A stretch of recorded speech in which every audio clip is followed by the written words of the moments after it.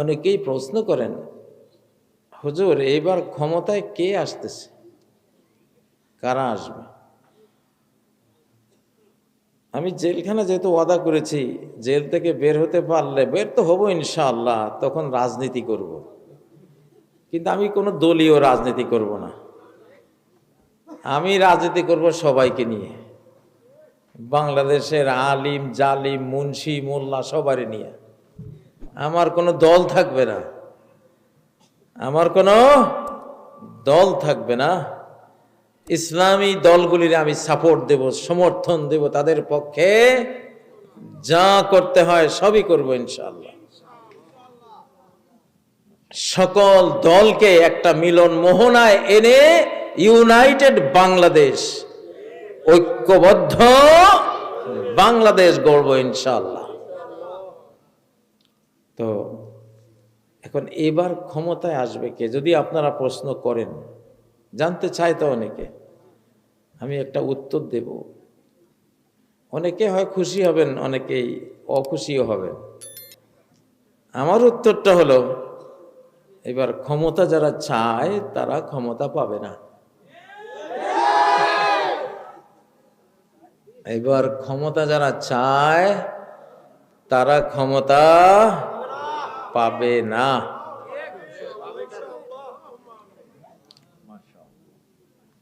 বিগত 17 বছর যারা ক্ষমতা চেয়েছে তারা কি ক্ষমতা পেয়েছে? পায়নি। 17 বছর চেষ্টা চলেছে পরিবর্তনের, পরিবর্তন কি করতে পেরেছিল? ক্ষমতা পেয়েছে, পরিবর্তন হয়েছে এমন এমন কিছু ছোট্টখাট্ট মানুষের হাতে, যেটা পৃথিবীর কেউ কল্পনায় আনতে পারে নাই। ক্ষমতা যারা হারিয়েছে তারাও কল্পনায় আনতে পারে নাই, যারা পেয়েছে তাদেরও কল্পনায় আসে নাই। এটা একটা শিক্ষা আল্লাহর পক্ষ থেকে, যে দেখ, ক্ষমতা চাইলে আমি দেব না আগামী ক্ষমতাটা। 17 বছরে যা হয়নি, আগামী 17 বছরেও তা হবে না। এখানে বিরাট একটা কথা কিন্তু বলে যাচ্ছি, কারণ এখন বাংলাদেশটা সরাসরি আল্লাহর হাতে আল্লাহ নিয়েছেন। Direct action, action, action, action, action. এবারের অ্যাকশন আল্লাহর অ্যাকশন। ক্ষমতা কার হাতে? কার হাতে? আমি তো আমার আল্লাহকে আমি শিশুকালে বন্ধু বানিয়েছিলাম। উনি আমার ফ্রেন্ড, আসলেই ফ্রেন্ড। আমি খুব দাবি করতে পারি যে আল্লাহ আমার বন্ধু, আল্লাহ আমার ফ্রেন্ড। কেন আমি অবুঝ সবুজ মনে তাকে আমি বন্ধু বানিয়েছি, আর পৃথিবীর কাউকে আমি বন্ধু বানাইনি আজ পর্যন্ত। এটা নাই। এটা কেন বললাম? এটা একটা হুমকি দিলাম।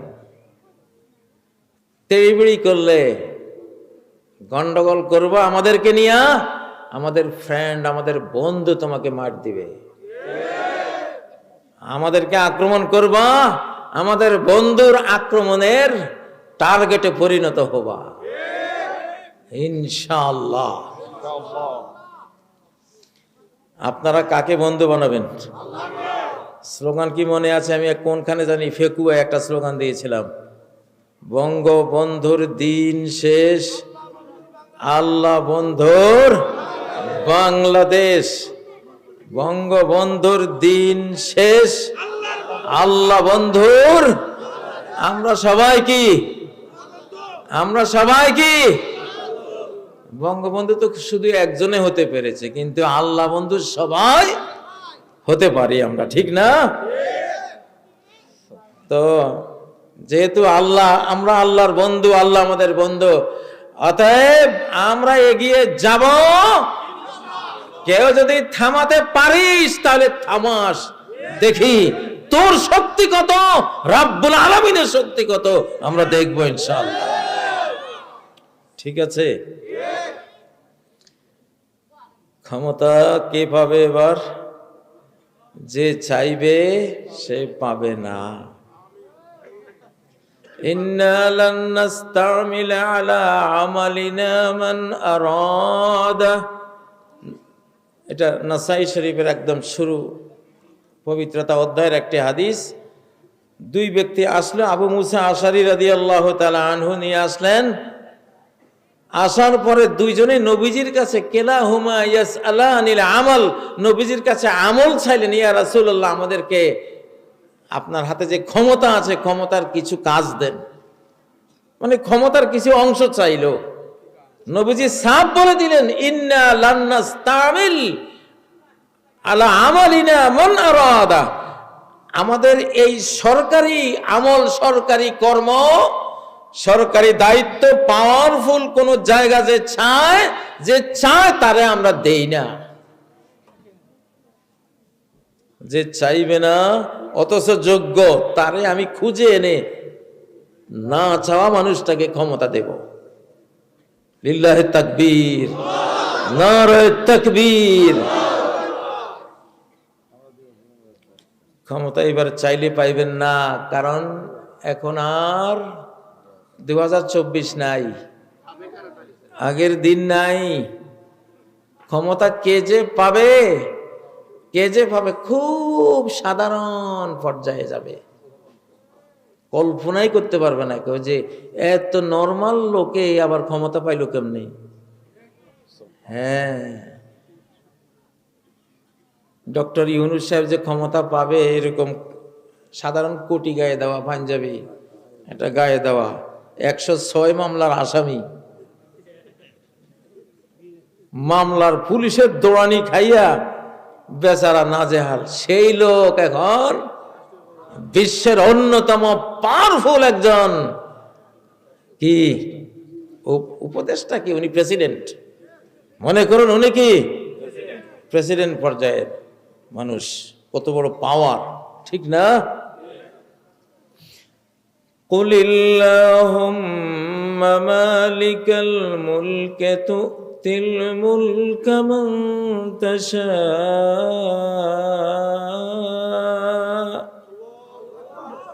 বলো হে আল্লাহ, এই সাম্রাজ্যের মালিক তো তুমি, তোমার সাম্রাজ্য যাকে তুমি চাও তাকে তুমি দাও। এই জন্য আমি বাংলাদেশে কোনো নির্বাচন দেখতেছি না।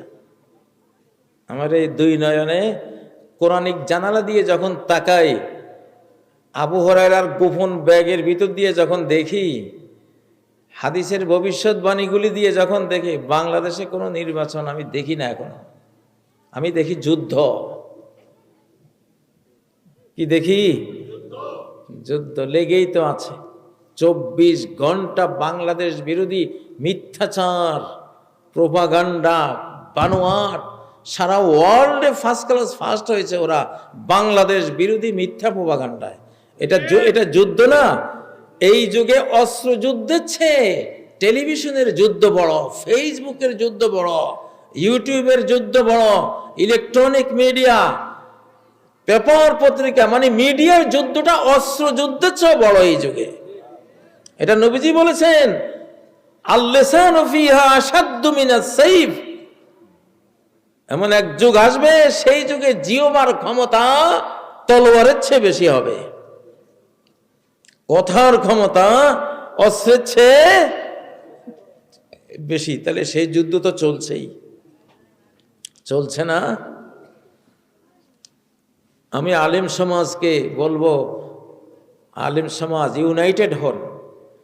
বাংলাদেশে যদি আলেমরা ঐক্যবদ্ধ হয়, সকল আলেম যদি ঐক্যবদ্ধ হয়, সাথে যদি ছাত্র সমন্বয়করা থাকে, সাথে যদি সরকারের যারা আছে, সেনাবাহিনীর সদস্যরা থাকে, এই দেশে কোরআন থেকে ক্ষমতা কেউ নিতে পারবে না ইনশাআল্লাহ।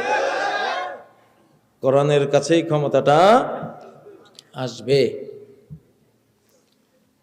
তো একটা প্রশ্নের জবাব দিয়ে রাখলাম, ক্ষমতা চাইলে বাবারা এবার ক্ষমতা পাইবে না, এটা আল্লাহর নিয়মে নাই। আল্লাহর আইন হলো তুমি চাইলে তুমি অযোগ্য, বাদ, চাইতে পারবে না, আমি দেব। কে দেব? وَنُرِيدُ أَن نَّمُنَّ عَلَى الَّذِينَ اسْتُضْعِفُوا فِي الْأَرْضِ। আমার পরিকল্পনা, আমি পরিকল্পনা করেছি। সূরা আল কাসাসের 5 নম্বর আয়াত। আমি পরিকল্পনা করেছি যাদেরকে হীনবল করা হয়েছে, দাবিয়ে রাখা হয়েছে, চাপিয়ে রাখা হয়েছে, দুর্বল করে রাখা হয়েছে, উইক করে রাখা হয়েছে। আমার পরিকল্পনা হলো এবার আমার ইহসান, দয়া, মায়া, স্নেহ আমি তাদের দিকে ঘোরাবো, তাদেরকে দেব। আল্লাহু আকবার। ওয়ানাজআলহুম আইম্মাহ, আমি তাদেরকে বিশ্ব নেতা, দেশের নেতা বানিয়ে দেব। 150 বা 158 সমন্বয়ক যে বাংলাদেশের নেতা হয়ে গেছে, কেউ জানতো সমন্বয়ক কি জিনিস? কেউ শুনেছেন অতীতে কোনোদিন? কে কে এগুলি বানিয়েছে? নেতা বানিয়ে দিয়েছে কে? আল্লাহ। কে বানিয়ে দিয়েছে? বাংলাদেশে আগের রাজনীতি আর চলবে না রে বাবারা, চলবে না, চলবে না। এবারে রাজনীতি অন্য, টোটাল নতুন, নিউ প্যাটার্ন। নতুন বাংলাদেশ গড়া হবে, নতুন পৃথিবী গড়া হবে। এই জন্য নতুন রাজনীতি। চুরির রাজনীতি আর নাই, থাকবে না। চাঁদাবাজির রাজনীতি আর থাকবে না। ভোগের রাজনীতি থাকবে না, ত্যাগের রাজনীতি আসবে। দেখ, ঠিক না কি? ও ভাইয়েরা, ওয়ানাজআলহুম আইম্মাহ, যেহেতু কিয়ামত খুব ঘনিয়ে এসেছে, তো কিয়ামতের আগে 50টা বছর তো খাঁটি ইসলাম দিয়ে গোটা বিশ্ব শাসন করা হবে।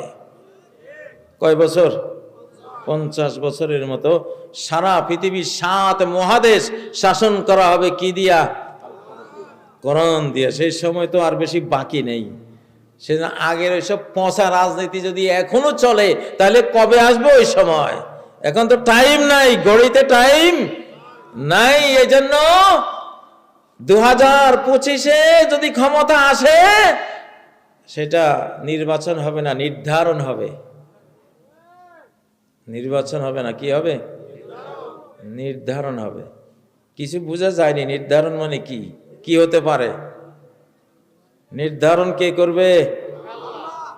আল্লাহ করবে। আমাদের এই যুগটা হযরতে মূসার যুগের মতো। কার যুগের মতো? মূসা আলাইহিস সালাম গুটি কয়েক মানুষ নিয়ে লোহিত সাগর পার হচ্ছেন, অল্প কিছু মানুষ নিয়ে, তাই না?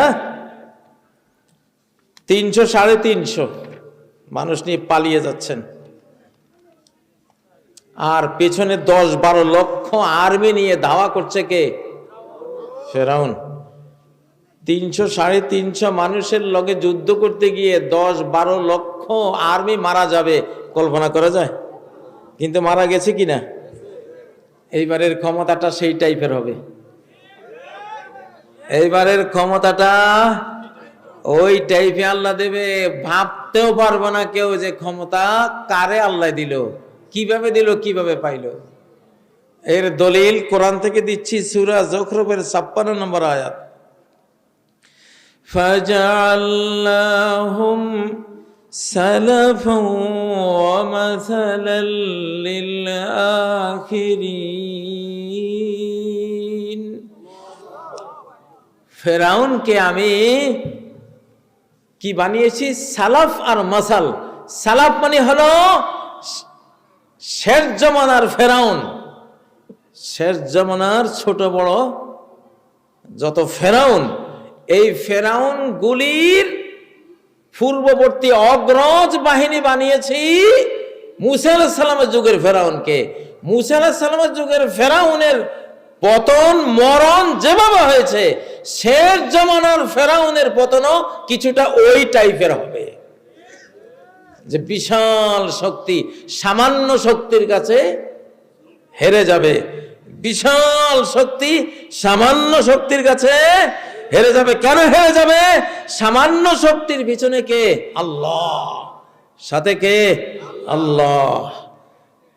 আবাবিল, ছোট্ট ছোট্ট আবাবিল, ছোট্ট ছোট্ট পাখি দিয়ে হাতি বিরাট হস্তি বাহিনীকে মাটির সাথে মিশিয়ে দিয়েছেন কে? আল্লাহ। এবার সেই টাইপের হবে। আগামী বাংলাদেশের নেতৃত্ব কাদের কাছে আসবে? খুব দুর্বল একটা শ্রেণীর কাছে, যেটা কেউ স্বপ্নেও দেখবে না, কল্পনাও করবে না। ঠিক আছে? ঠিক 5ই আগস্টের মতো, ঠিক 5 বছর 10 বছর 15 বছরে পোলাপান, ঠিক না? 20-22 বছরে পোলাপান। প্রতিপক্ষকে বিশাল পুলিশ বাহিনী, প্রতিপক্ষকে বিশাল র্যাব বাহিনী, বিশাল বিজিবি বাহিনী, বিরাট সেনাবাহিনী, বিশাল আমলা বাহিনী, বিশাল ভারত প্রতিপক্ষ, ঠিক না? কল্পনা করা যায়? ঠিক আগামী দিনের ক্ষমতাও এই টাইপে আসবে ইনশাআল্লাহ, ইনশাআল্লাহ। আমাদের মুখ দিয়ে একটা কথা আসলে সেই কথা বলার আগে তো ইসমে আজম পড়ে নিয়েছি। অবশ্যই আমি ইসমে আজম না পড়ে কখনো এই মাইকে আমি মুখ খুলি না, কারণ আমি জানি আমার এই মুখ দিয়ে তিনি আকাশ থেকে কথা ঢালবেন আর আমি বলবো, আমি শুধু ডেলিভারি দেব। আমার সাথে আমার বন্ধুর এইটা চুক্তি সবসময়। তো এবারের আপনারা ভালো হয়ে যান, তওবা ইস্তেগফার করেন। রাজনীতিকরা যে আল্লাহ ভোগের রাজনীতি আর করব না, আমি ত্যাগী হব। আমি কি হব? আমি গম চুরি করব না। হ্যাঁ, রাস্তার টাকা মেরে এমন রাস্তা বানাবো না যে রাস্তা করে করে আসতেছে আর পিছন থেকে ভাঙতে ভাঙতে আসতেছে। রাস্তা মাথায় গিয়ে রাস্তা নির্মাণ শেষ, ওইদিকে ভাঙ্গার কাজও কি সে শুরু বা মাঝামাঝি। মানে এই ধরনের একটা নির্যাতন, এগুলি নির্যাতন না? জাতিকে কষ্ট দেয়া না? আমার মনে আছে আমি জেলে যাওয়ার আগে এক বছর আমার 60টা চাকা, এ শুধু মাহফিলের মৌসুমে আমার গাড়ির 60টা চাকা এই রাস্তায় খেয়ে ফেলছে।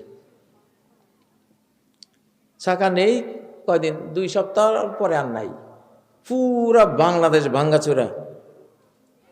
কেন এমন হয়? দুর্নীতির কারণে। তো দুর্নীতি না করা ইবাদত না? দুর্নীতি না করা, আমানত রক্ষা করা ইবাদত না? লা ঈমান লিমান লা আমানাতা লাহ, যার কোনো আমানত নাই তার কোনো ঈমানও নাই। ও ভাইরা, এখন আমার এই কথা আমি জানি অনেকে পছন্দ করবে না। ভাই, করার কিছু নেই, করার কিছু নেই। কিছু আছে? আমি তো আমার মালিকের কথা বলবো।